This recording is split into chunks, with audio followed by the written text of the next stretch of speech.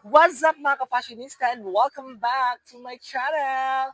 So ngayon mga fashionista, samahan niyo akong ipapadala itong costume na ito sa aking client. So by the way mga fashionista, itong costume na ito ay dadalhin sa Korea. So what are you waiting for? Let's go!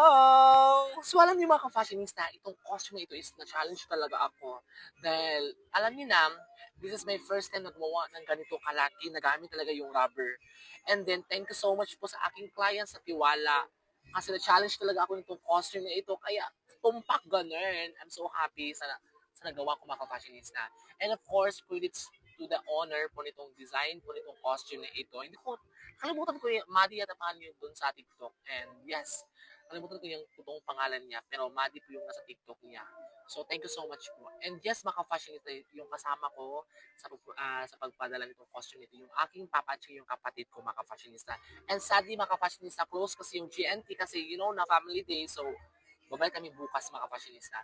So, nag-decide kami, mga fashionista, na ipabalutan na namin yung costume, no? Para bukas na bukas is agad namin siya mapadala sa client ko, mga fashionista. So, yes, good morning, mga fashionista.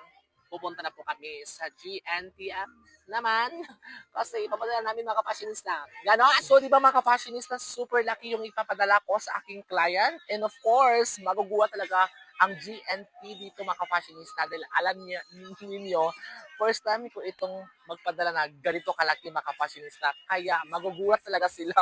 So yes, yun mga fashionista, bahala na po yung GNT. Sana safe na safe yung ipapadala ko. And of course, walang gamit. Sana walang damage yung mga fashionista, no? Yes, ganon mga fashionista. So, nandito na po kami sa GNT. And yun mga fashionista, nagulat talaga sila sa kalaki na ipapadala ko mga fashionista. And thank you so much kay Ma'am and Sir. Thank you sa lahat-lahat po sa ulit-ulitin.